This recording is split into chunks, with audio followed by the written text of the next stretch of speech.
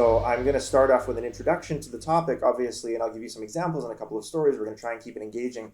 But then eventually, I really want to get into the place where we're talking about this, because this is an incredible new science in or an incredible new application of the neurosciences in business. And what I want to talk about today are the neuroskills. So the neuroskills, in a nutshell, they're momentization, mindfulness, and flow. Momentization is the ability to bend time by creating or curating moments in time that will last for a long time.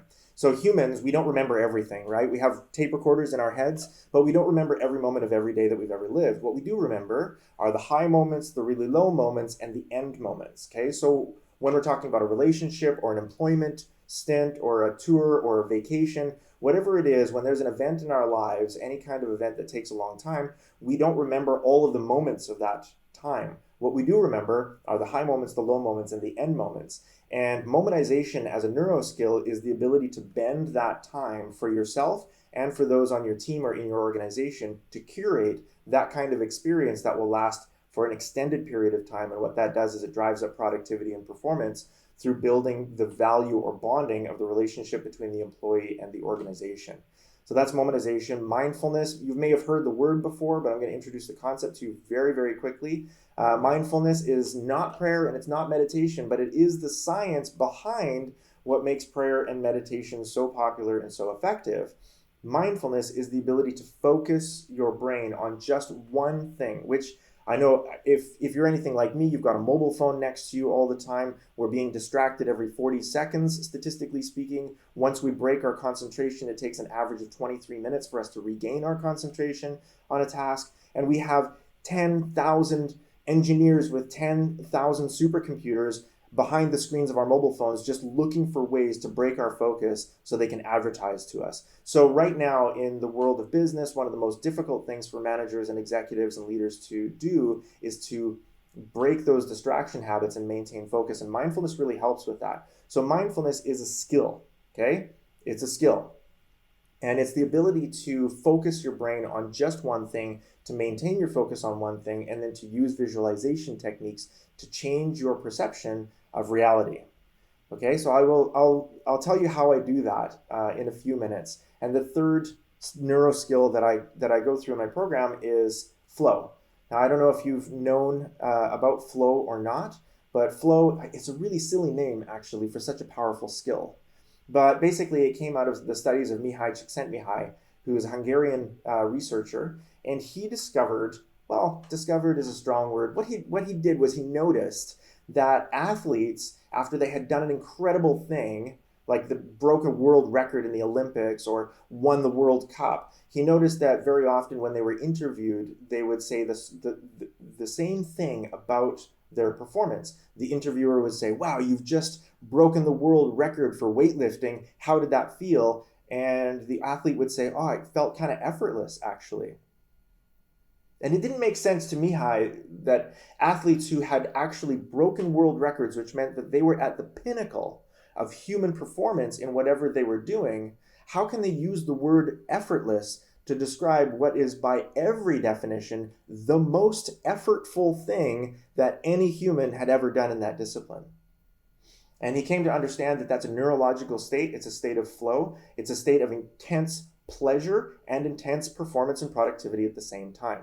Now, I've taken all three of these neuroskills and combined them into a program that I've been delivering for executives and for organizations on maximizing performance by leveraging these three neuroskills. All of them can be learned. All of them are replicable. All of them can be used as individuals and on teams. So yes, there is team momentization, there is team mindfulness, and there is team flow. Now, I started to get into this maybe 20 years ago. I was in my late 20s, actually. I just started my first master's degree, and I was sitting in a cafe one time. And I remember the first time I actually experienced this, it was disconcerting because I had spent so much money on my coffee. I was at a Starbucks, and you know how Starbucks charges you $15 for a venti cup of coffee. So I walked in, bought my coffee, put my laptop down on my table. I put a stack of books on my left-hand side. I put my cup of coffee on my right. and I started to do my work. Then I had the most strange experience. I woke up. I wasn't asleep, but I kind of became aware of where I was again. I don't know if you've had this experience. And I was like, I didn't have much memory of what had happened, but my books were open. I had notes written down on the pad of paper next to me, and I reached out to grab my coffee because I was thirsty, and it was cold. And then I looked at my watch, and I noticed that about 4 hours had gone by. And I don't know if you've ever had this experience at work or when you're doing something creative or doing something you're passionate about or good at, is entire hours can go by and you don't notice that they're gone, and you're incredibly productive or incredibly creative during that time. I remembered everything that I had read, but I had no memory of reading it. I remembered everything that I had written, but I had no memory of writing it. And that was in my late 20s, and that's when I discovered what flow was. For me, it felt like something that was wrong with me. I thought maybe I was losing my mind or losing my memory or something was wrong, but I was incredibly productive, so I didn't question it as though it was something wrong. I thought, oh, you know what? Maybe this is just some sort of trick that I can pull off with my brain. Maybe it's an INTJ thing from Myers-Briggs. Who knows? Anyway, so it was about a decade later that I finally learned the word flow. And I finally learned how the neurosciences, how neurologists are describing what for me is one of my best practices now.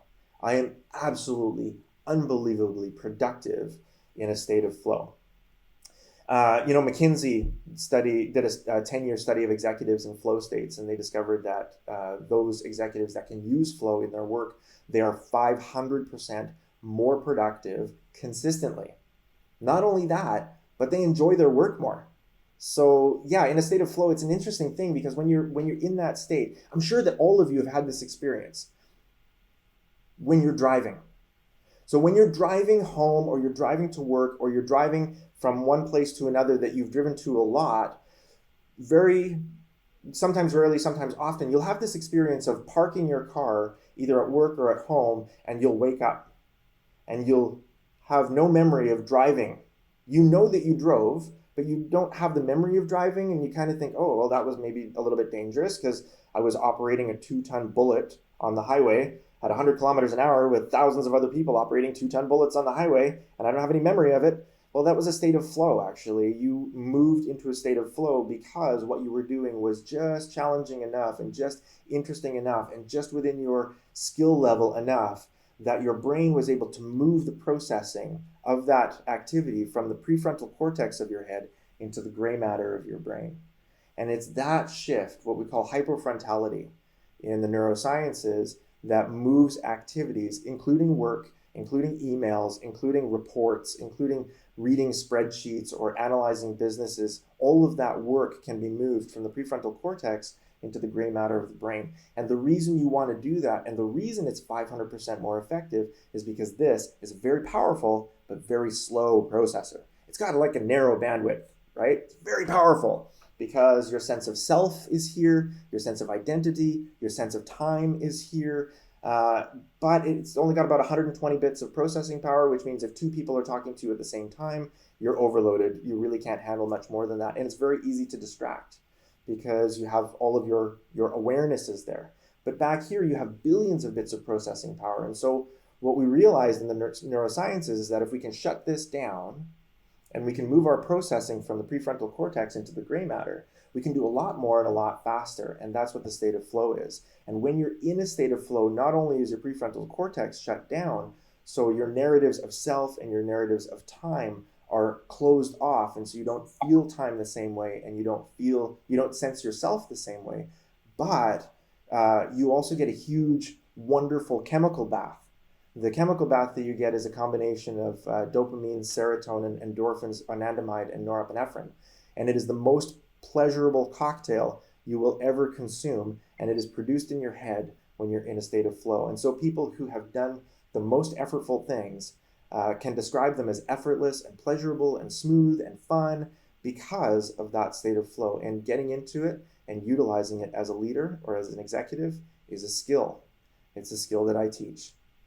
Getting into the state of flow sometimes requires a bit of Well, like a trigger or a ritual. I know I have a ritual now, and it's based on my experiences in the coffee shop. I put my laptop down. I need to have a drink of water or a cup of coffee that's next to me. Although nowadays I don't order hot coffee because it always goes cold. So I always order a iced Americano because I know that it's going to sit there for 3, maybe 5 hours, and it just needs to stay cold. So I set my coffee next to me, and then then I start working. I have a particular song that I use to trigger myself into a state of flow, and I can teach you how to build that ritual to get yourself into a flow state so that you can do your work 500% more effectively at work or at home or in a coffee shop, or as many of us are working these days, remotely. Wherever it is that you are, you can actually work 500% more effectively. But to get into that state, most often, most executives and most leaders that I work with, they use mindfulness. And mindfulness, like I said, it's not prayer and it's not meditation, but it is the science behind those things. And it is the science of being able to focus your brain on just one thing. Now, I had this amazing experience using mindfulness just last month. I taught this program, the Performance Neuroskills, Momentization, Mindfulness, and Flow. I taught this program for a large multinational organization here based in Abu Dhabi, Yeah.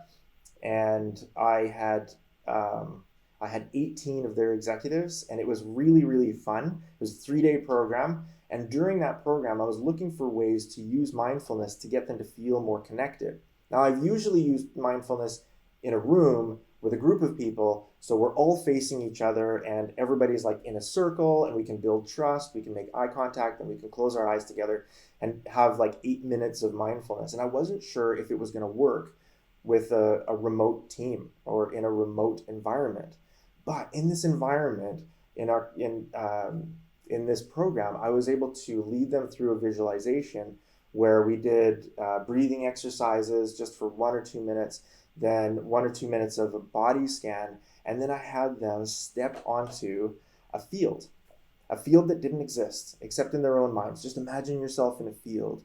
Imagine yourself with a lake in front of you, with trees on either side, lots of grass. You can smell the grass. You can hear birds distantly in the distance chirping, and then just imagine yourself in that environment, proud, chest up, chin up, and you're like breathing the clean air, and just imagine yourself feeling that. Like you can imagine them picturing themselves individually like this, right? But this is when I messed with their heads. It was amazing. So I said, okay, now in your field, I want you to turn around. Remember, this is all imaginary. This is all just happening in the heads of these executives.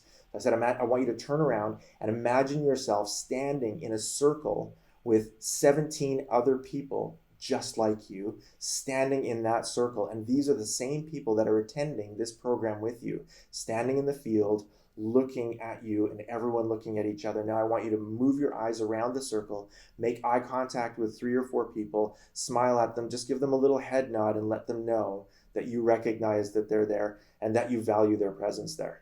Okay, that's it.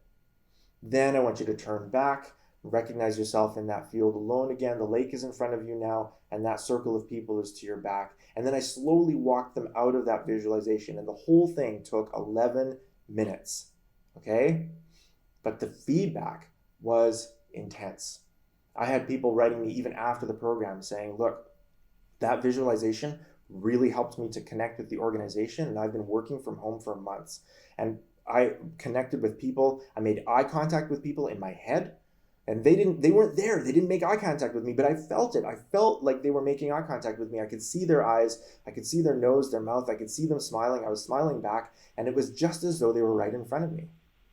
And the reason why that works is because your visual cortex back here can't tell the difference, you guys. It can't tell the difference between what it sees in reality, what it imagines, and what it dreams. What you dream, what you imagine, and what you see in real life, for your visual cortex, it's all the same. So your neurochemistry is going to be the same. You will release the same chemicals whether you're experiencing something in real life or imagining something or dreaming of something, which is why when you have a nightmare or a shock in your dream, you might wake up and you might be in a panic. And that panic, the name for that panic is adrenaline and cortisol. When that adrenaline and that cortisol are pumping around in your head, that's because your brain can't tell the difference between what you dreamt and what you would actually experience in real life. And so using visualization in a state of mindfulness is incredibly powerful for teams and for individuals in terms of building focus and in terms of creating that kind of oxytocin-rich environment that leads to profitability and performance. Now, as Diana told you in the beginning, I run obstacle course races. I run all of them. I love them. I love the Spartan race and the Tough Mudder, and I run the Desert Warrior Challenge and the NAS Night Challenge and all of them. For me, it's really fun because it's like playing an endless game of tag, but every 500 meters, there's some sort of jungle gym or obstacle you have to do. You have to run over walls and carry buckets of rocks uphill, and you have to swim through big piles of mud and things like that. And I want to tell you about, like, for me, one of my most interesting experiences was running the Beast a few years ago in Maliha. It was 25 kilometers? It was 25 kilometers off-road, uphill in the soft sand and up these huge mountains and carrying buckets of sand and throwing spears and all of these obstacles every 500 or 600 meters, but for 25 kilometers. It took a long time, like 5 or 6 hours. It was a long, long race. But I noticed about halfway through that I kind of woke up a couple of times, that I would lose track of the fact that I was running. And I know marathon runners have this experience too, where they can get into what they call the zone. And when you get in the zone, you lose track of what you're doing around you. You become less aware, but you're faster and your pace is better and your breathing is better and you become higher performing. And that's when I realized I was actually running these obstacle course races in a state of flow. I had figured out how to get myself into a flow state. One of the reasons why it's easier for me over time to add more and more things that I can do in a flow state is because it's highly, highly addictive. The chemical combination of dopamine, serotonin, and endorphins just by itself is incredibly addictive. It's the most addictive thing on the planet. And so if your brain finds a good source of dopamine, serotonin, and endorphins all at the same time, then it's going to want to reproduce that experience. And so when you learn to get into a state of flow, which is intensely productive and intensely pleasurable, your brain will help you to work out ways to get back into that state so that it can have that same addictive, pleasurable experience.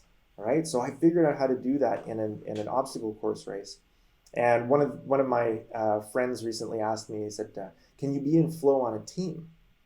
I thought that was really interesting because I'd done a lot of research on that. And yeah, I've been in flow on teams, but I've never had a really, really good illustration to explain it until just now. So in the obstacle course races, there's a difference between the Spartan races and the Tough Mudder races. Spartan races you run alone, and they can be 5, 10, 25 kilometers, but you run them by yourself.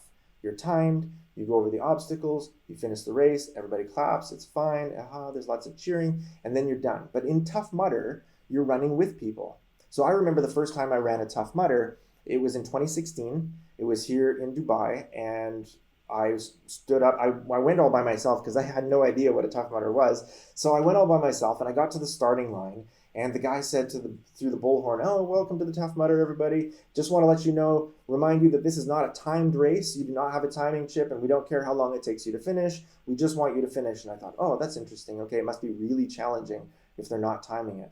And then he said, okay, now if anybody of you needs help, just put up your hand and look around and get some help from somebody. And if you need to be taken off of the course, then put your arms up like this and we'll come and rescue you. And if anybody around you is looking for help, then please just help them out. This is a friendly race. And I thought, okay. So they're looking for a little bit more community in the Tough Mudder than they did in the Spartan. And then I found out why. So after a couple of kilometers of running this race and going over walls and climbing things and going on monkey bars like this, and then suddenly I jumped into this huge pit of mud straight up to my chest, and there was this thing above me like that, like a block that I had to like grab onto and pull myself up to get up on top of it. The problem was that when I reached up and grabbed it and pulled down, it rotated. And so it rotated like this, so that it didn't matter how strong or how fast I was never ever going to be able to fix this. I was never going to be able to get over it. And it's called the Block Ness Monster, by the way. And for good reason, it is a monster. So I'm struggling with this thing to try to figure out how to get over it. And I realized I'm going to have to find somebody else around me to work with me. So I look around and there's this guy next to me and I still don't know his name, but I said, hey, you want to work together? He said, sure. I said, I'll brace it and you climb over, then you pull, and then I'll come over with you. And he did that. And so we went over, and there was 2 more after that. So we worked together, and then we just kept running together. So after that, we realized it wasn't the kind of race that we would win alone. We couldn't finish the race alone. We needed each other.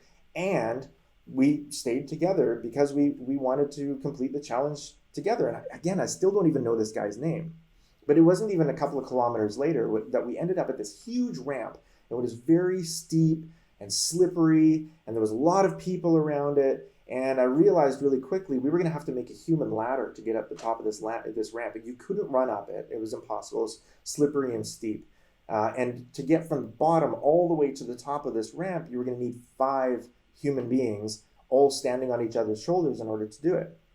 So I looked at the guy that was with me. We realized we weren't tall enough by ourselves. We needed at least 3 more people. And we looked around, and we found this group of people that were like, I don't know, 4 or 5 of them that were there. And we said, hey, do you want to work together? And they said, yeah. So we all just kind of started working together. And I went down onto the ramp, and they all climbed up me, and then I climbed up all of them, and we got to the top, and we kept running again, and we ran together. What didn't occur to me at that time, but what occurs to me now, is that we were all in a state of flow. We didn't have to sit down and come up with a plan. We never negotiated who would be on the bottom, who would climb last. There was no conversation at all. I just put myself onto the ramp. The next person just ran up me and stood on my shoulders. The person after that just went and did it, and it was all very natural, very smooth. There were no egos, no sense of time, no negotiation, no sense of self. There was no sense of planning. We just did it. And it was so smooth and so cooperative that it could have only been described as a state of group flow. We, as total strangers, figured out how to get into a group state of flow so that we all knew exactly what needed to happen and who needed to do it at exactly the right time in order to get over that challenge and complete that race. And we did complete that race together. And I have never seen or heard from any of those people since. But I know what flow feels like. And I know that was it. So I can run obstacle course races myself in a state of flow. And I have also been in a state of flow running an obstacle course race with a team of strangers that I'd only met. Now, from an evolutionary psychological perspective, we need flow in order to survive. We need mindfulness in order to remain focused. And we need momentization in order to curate the kind of experiences that define the people that we are and the kinds of people that we want to become in the future. We need these things. What we didn't know until now is that they are a set of skills that can be learned by managers and leaders and executives all over the world. And we can replicate these behaviors so that the people in your organization, you, yourself, and the team that you're leading, you all have a much more pleasurable experience at work. And not only is it more pleasurable, but it's much more productive. And that productivity leads to profit. Do you know how much? Roughly 17 to 21% of your profitability is based on these skills. So, McKinsey, like I said, they say that executives that work, and this is a 10-year study, by the way, they say that executives working in a state of flow are 500% better performing. Aetna and SAP have both instituted mindfulness in their organizations. Over a long period of time, SAP said that they've achieved 200% ROI just on mindfulness alone, not on flow and not on momentization. And Aetna Insurance has boasted an 11-to-1 return on investment just on mindfulness. And these are massive studies in massive companies. And momentization contributes to a 21% profitability gain, according to a 20-year Gallup study. And so these neuroskills that we've been studying for about 20 years, we've been really measuring scientifically with the fMRI machine and other gadgets that we have for about 5 or 8 years. And then just within the last 3 to 5 years, we've learned how to artificially trigger these neurostates, and we've learned how to teach them in a way that's meaningful to managers and leaders so that they can be replicated in organizations and make them higher performing. So that is the very short version of performance neuroskills And I would really love at this point to open it up to your questions. We can spend the next 15 minutes talking about what your questions are about these things.